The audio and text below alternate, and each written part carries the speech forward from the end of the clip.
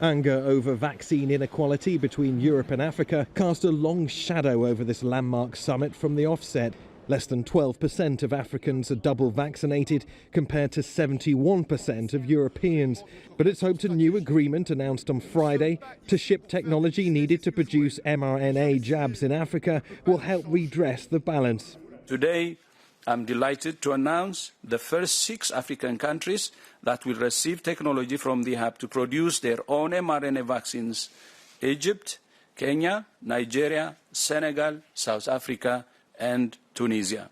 WHO will work with the companies and the government in each country to develop a roadmap for training and production. The announcement's been largely welcomed, but simmering in the background, an ongoing dispute between AU and EU leaders over vaccine intellectual property rights.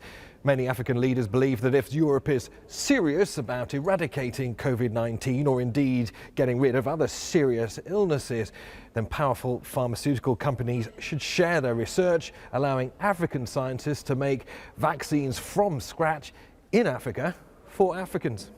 That's the goal, said the French president, without making any firm commitments.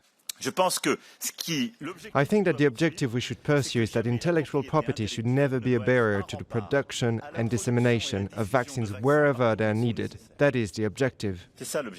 African and EU leaders have described the summit as a fresh start, with the president of Senegal, Macky Sall, urging Europe to shed colonial-era prejudices and to engage with a new, dynamic continent.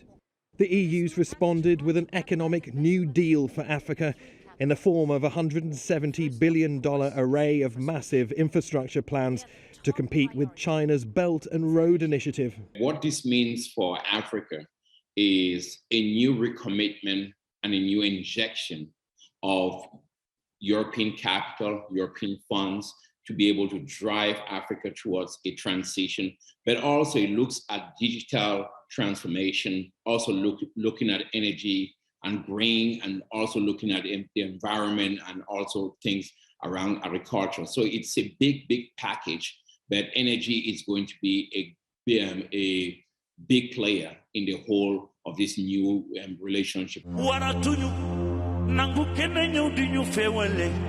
55 countries and a combined population of 1.3 billion people, the African Union's long been accused of lacking unity, of doing deals with foreign powers separately and often in competition with one another. In many ways, the pandemic's focused the African Union's demands to be treated as equals, reframing the continent as a place where wealthy Western countries are ready to heavily invest. Neve Barker, Al Jazeera, Brussels.